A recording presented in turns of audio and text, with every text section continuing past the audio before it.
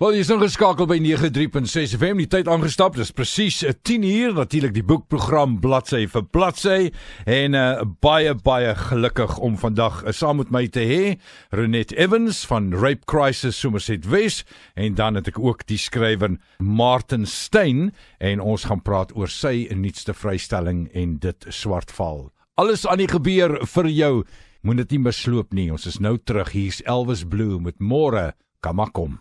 Dan sê hy dis Elvis Blue, Môre kan maar kom, en hierdie kom van sy vrystelling Ergens in die middel van nêrens. Alles al nie gebeur, hier by 93.6 FM, die boekprogram bladsy vir bladsy, en vandag natuurlik die skrywer van Swartval, Martin Steyn, is by ons in die ateljee, en natuurlik is dit deur Lapa uitgegee. Nou vandag is ook Vrouedag, ons gedenk 'n geleentheid waar vroue opgeruk het na die Uniegebou om politieke verandering te eis. Meer onlangs het Vrouedag dan veral die maand Augustus 'n tyd geword waarin vrae gevra word en protes aangeteken word oor die voortdurende geweld wat vroue steeds aan eie lyf voel.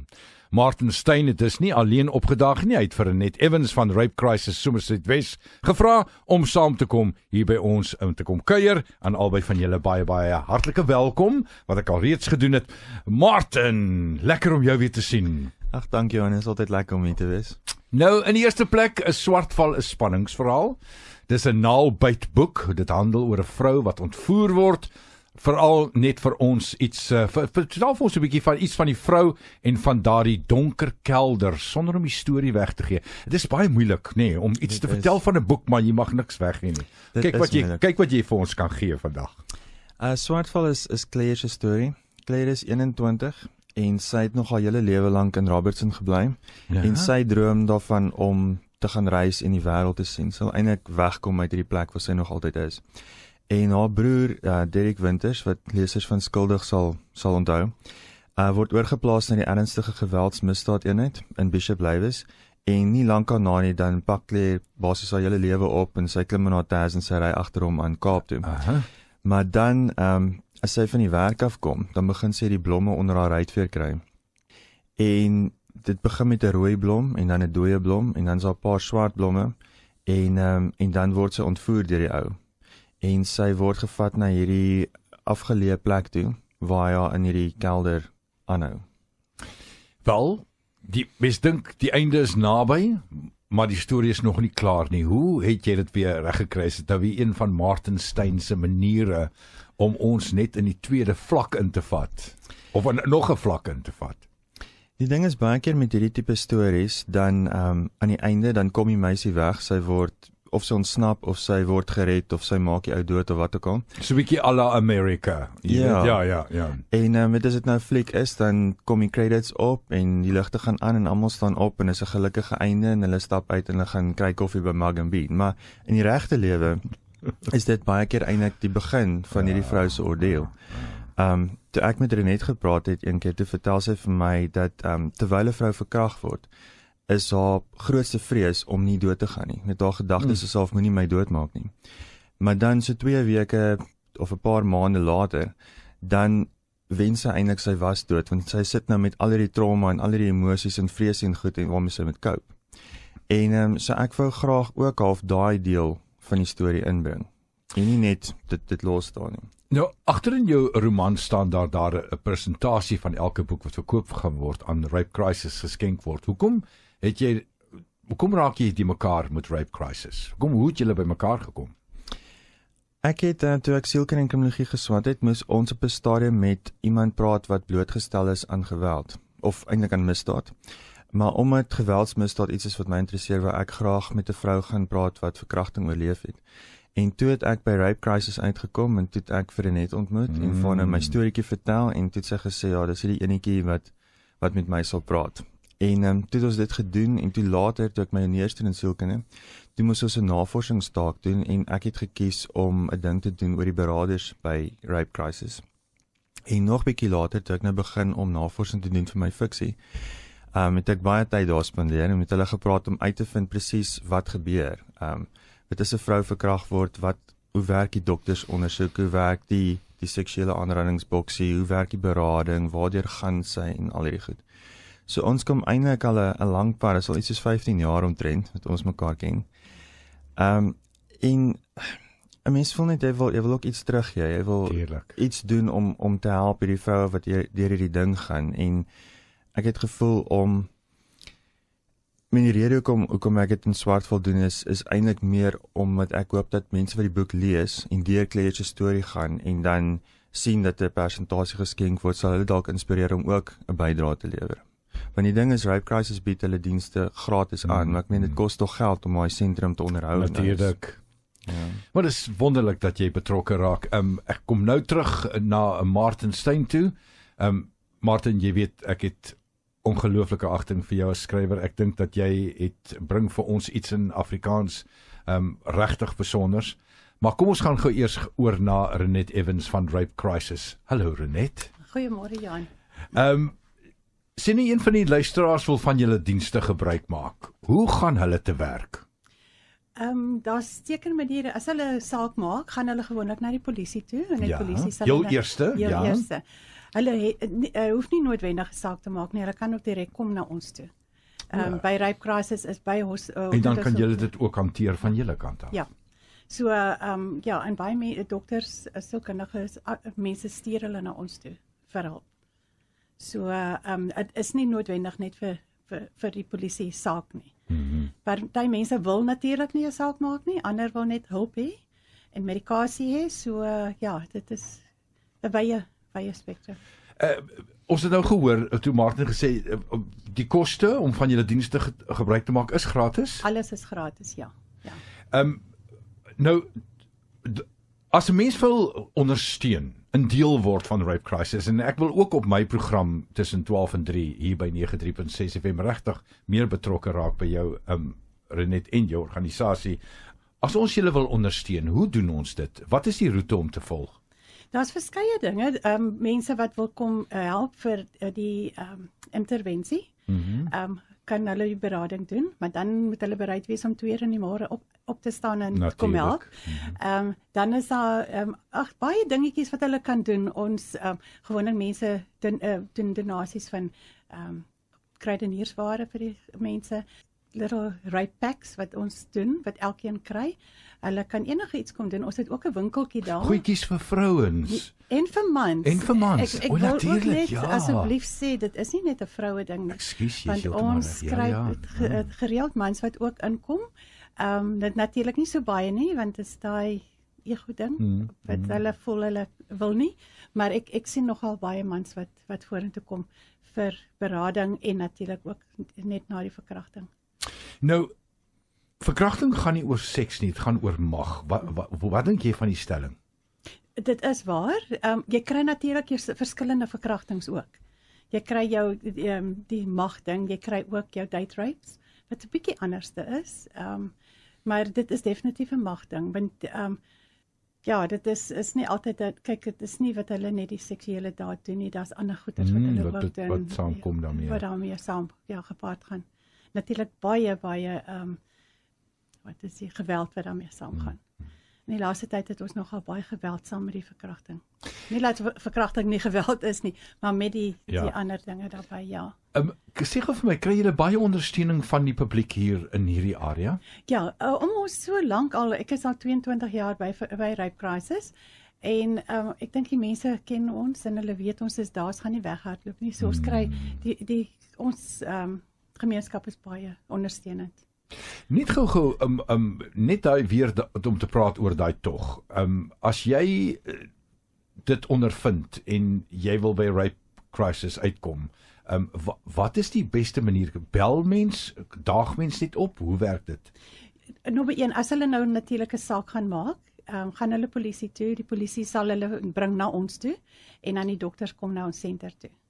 So ons Hollandse dokters, want ons is reg langs aan. So hulle doen al die ondersoeke en so aan. Hulle kan direk bel ook. Ek gaan later my telefoonnommer gee, wat die krisislyn is. So hulle bel net en ek sal ingaan vir hulle te help. Of party mense daag ook net op.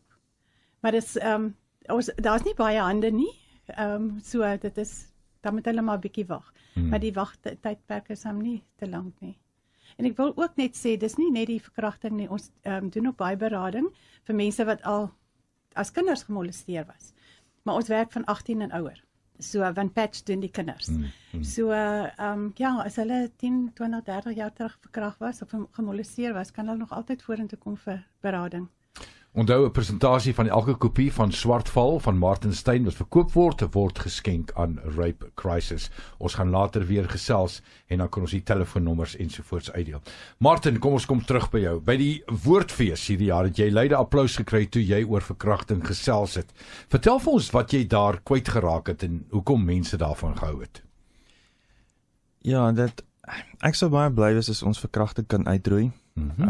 Dis geweld is eintlik nie net verkrachting, is geweld teen vroue oor die algemeen, of dit nou fisiek is of seksueel of emosioneel is iets wat my nogal pla. En by die woordfees het ek gesê ek sal bly wees as ek die dag die woordeboek oopmaak en daar staan archaïsme langs verkrachting dat dit 'n verouderde woord is wat nie meer gebruik word nie. Sou jy jouself as 'n aktivis beskou teen verkrachting? Ek weet nie of ek heeltemal aktief genoeg is om te kwalifiseer as 'n aktivis nie, maar ek hou aan om te skryf oor die onderwerp. Ek voel my stem kom meer uit in my boeke, want ek is 'n skrywer en so, maar ek is dalk op daai roete, dink ek. Wel, baie dankie vir alles wat jy op hierdie stadium al doen en ook dat jy betrokke geraak het by Rape Crisis hier in Somerset West. Absoluut wonderlik. Jy het al tevore geskryf oor wat mans aan vroue doen. Jou eerste boek, Donker Spoor, was nogal erg, hoewel jy altyd net die geweld suggereer het, wat ek mal was oor hoe jy het gedoen het. En daar het jy egter vanuit die speurder se perspektief geskryf. Waar het Donker Spoor ontstaan? Ja, ek het nogal 'n fascinasie met reeksmoordenaars. Hulle interesseer my in die weet hoe hulle ontwikkel en die sielkunde daarvan, en ek hou baie van die profiling en alles. En ek lees nogal baie ware misdaadboeke, en een storie wat ek gelees het gegaan oor hierdie reeksmoordenaar in Kanada. En hy was net vir my, sy omstandighede en wat hy gedoen het was vir my nogal interessant geweest. En toe het ek basies sy karakter en sy sielkunde gevat en dit gebruik vir my karakter en my storie daar vertel. Nou, jou tweede boek, Skuldig, wat ook uit 'n speurder se perspektief is, handel ook oor verkrachting, en hier word 'n pa se hartseer uitgebeeld, want die slagoffer is natuurlik dikwels familie wat ook ly onder die kruidade, nie waar nie, en dit is wat jy lekker inbring dan. Ja, want die ding is, dis nie daai slagoffer wat vermoor word nie, dit is ook al die mense in daai persoon se lewe. Ek het iewers gelees, dis soos 'n druppel wat in water val, en dit het daai ripple effect wat so uitkring en almal raak. Want is nie net die geweld wat aan daai slagoffer gedoen word nie, dis ook die geweld aan die naasbestaan, van daai persoon word basies uit jou lewe uitgeruk. Wat vir my interessant is nou oor Swartval, jou derde boek. Dis jou derde boek in hoeveel jaar? 2 jaar. Jy is ongelooflik. Ek wil regtig vir jou sê, jou dissipline en orde is verbasend. Ek is baie bly daaroor, want hoe meer jy dit het, hoe meer kry ons. Nou, in jou derde boek, Swartval, skryf jy 'n naalbytboek vanuit die perspektief van 'n vroulike slagoffer. Ja. Hoe het jy dit gedoen? Ja, dit was die grootste uitdaging van die boek. Ek dink dis een van die moeilikste dinge vir 'n skrywer om uit die teenoorgestelde geslag se perspektief te skryf. En omdat die hele boek, ek meen dit is Claire se storie, so sy moet geloofwaardig wees om die boek te dra, anders val die hele ding uitmekaar uit. So daar was die gewone leeswerk. Ek het boeke en artikels gelees oor vroue wat geweld ondervind het. Ek het byvoorbeeld Alison Botha se boek I Have Life hier gelees. Ja. Maar ek het ook 'n vriendin gevra, Tanya van Buren, om die boek of die manuskrip soos hoofstuk vir hoofstuk te lees en net vir my terugvoer te gee of Claire soos 'n realistiese vrou optree en wat sy dink, wat sy doen, wat sy voel, en om vir my te sê as al goed is wanneer ek nie dink nie. Waar 'n vrou sal dink. En dit het baie gehelp, want ek is nou 'n man, so ek meen ons kyk anders na goed, ons tree anders op, ons reageer anders. So ja, dit het baie gehelp, want ek wou hê Claire moet 'n regte vrou wees. Ek wou nie hê sy moet 'n vroulike karakter wees wat deur 'n man geskryf is nie. Jy doen baie navorsing as dit kom, en ek dink baie van dit uit intellek wat in jou stelsel, in jou wese is. Maar jy praat vol van dat jy op 'n stadium hallusineer.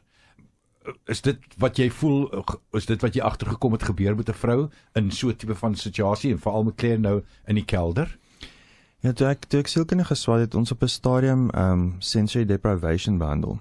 En wat hulle doen is, hulle sit iemand in 'n tipe kus, waar dis heeltemal klankdig en ligtig, jy kry geen stimulasie op jou sintuie nie. En wat gebeur is, jou brein, omdat hy nie eksterne stimulasie kry in die begin, hy dit fabriseer om aan die gang te hou. En dan begin die mense hallusineer. En omdat Claire in hierdie donker swart kelder aangehou word, daar's nie lig nie, daar's lang tye waar daar nie 'n klank of iets is nie. Sy is baie keer ook vasgebind, sy kan nie eintlik beweeg nie.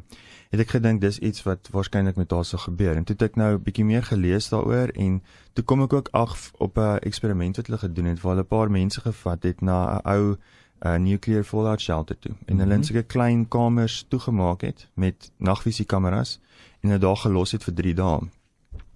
En dit is nie eintlik baie lank nie, dan begin hulle hallusineer. Dis die een ou uit wanneer ons 'n bed daar binne. Hy sit op die bed en dan sien hy hierdie slang wat oor die vloer seil. En wat interessant is daarvan, ek meen dis pikdonker. Hy kan niks sien nie, maar hy sien nog steeds die slang wat seil, ja.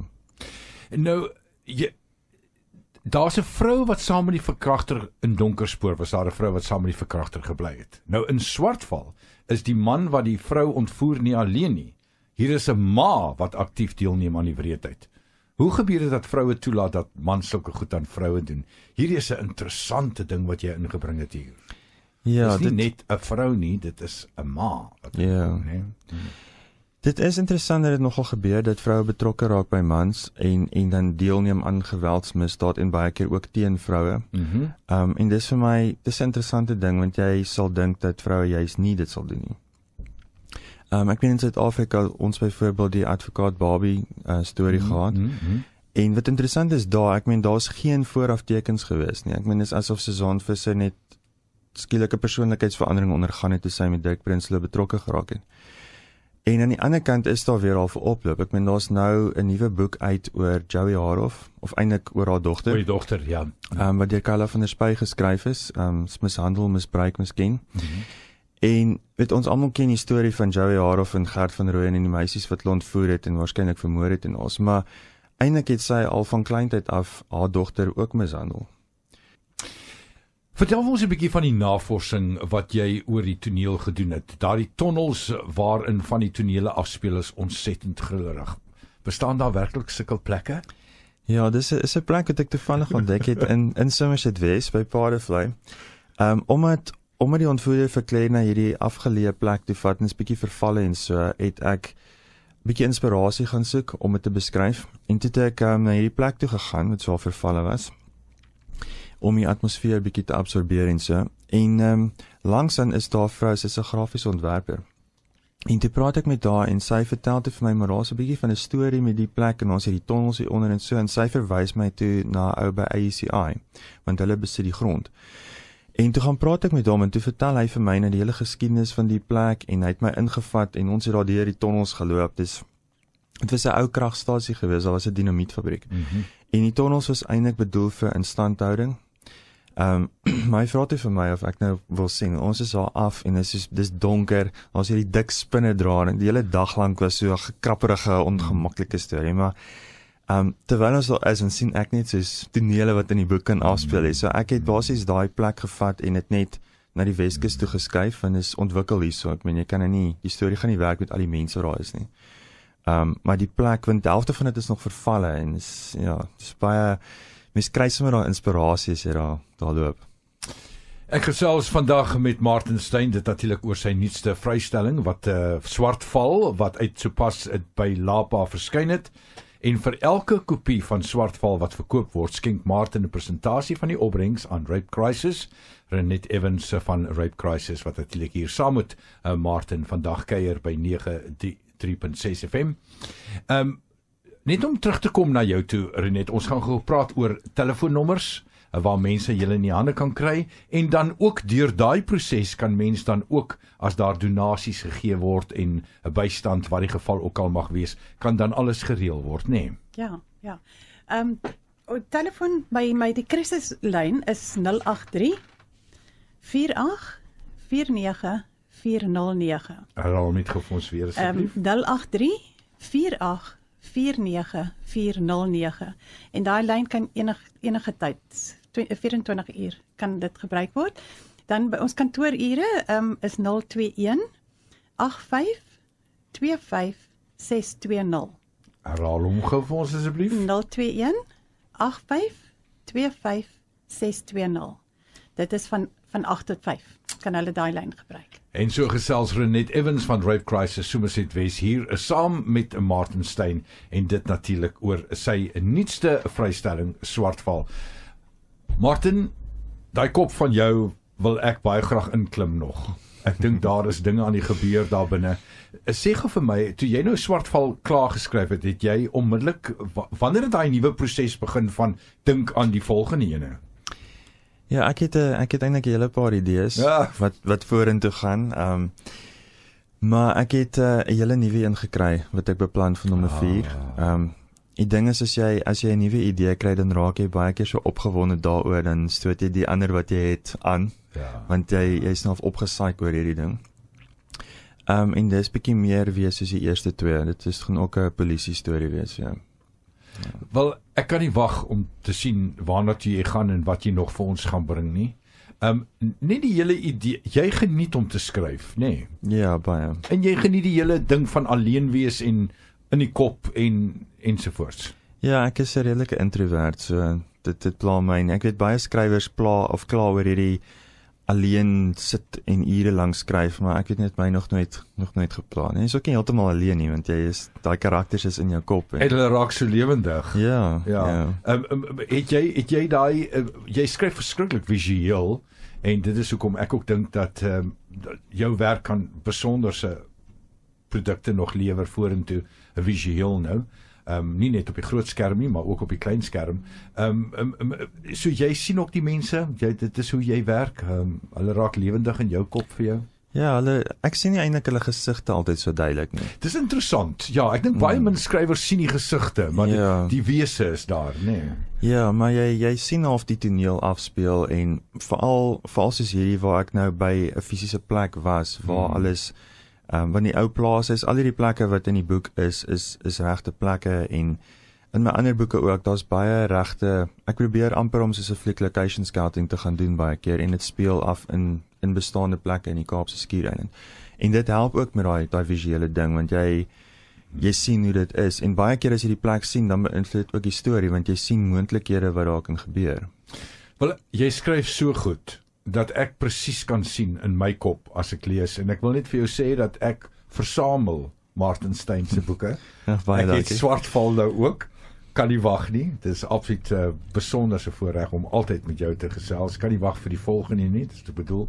Dis so 27 minute oor 10 hier by 93.6, jy mag geen druk nie Martin, dis nie dat ek wil hê dat jy het by die volgende 3 maande vir ons moet bring nie, maar ek weet jy's hardwerkend en jy bring net vir my persoonlik in hierdie genre iets wat vir my uniek is, wat ek baie min ander skrywers kry. Ag, baie dankie. So baie dankie dat jy ingekom het vandag en ook aan jou Renet Evans, jy's kardinaal belang vir ons hier in Somerset West, daar by Rape Crisis, en baie dankie vir jou en jou span en dra ons groete en liefde oor en vir al die wonderlike werk wat julle doen. Baie dankie. En ek sien jou by die feeste, Martin. Ja. Daar's baie aan die kom en ek weet dat Swartval gaan byklank vind by baie. Dankie dat jy gekom het.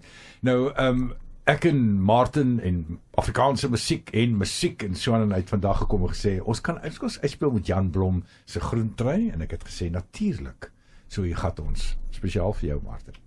Jan Blom met Groentrui, hier op die boekprogram Bladsy vir Bladsy, en dit was dan net vir al die vrouens daar buite, wonderlike Vrouedag, en ek hoop julle word bederf is so 'n lelike woord eintlik, nee, stem julle saam? Ek wens dat dit 'n ander Afrikaanse woord, bederf klink so of dit negatief behoort te wees en mense wil dit nie altyd, dis nie altyd negatief nie, mense wil ja, julle weet wat ek sê, julle hoor my. So as daar 'n ander woord, kom ons eie skepping vir bederf, want dit is altyd die kinders word bederf. En dis nie altyd vir my, dis nie altyd negatief nie, dit kan partykeer positief ook wees. Hier is Jan Blom, voor ek te veel praat, met Groentrui. Tot de volgende keer. Tot ziens.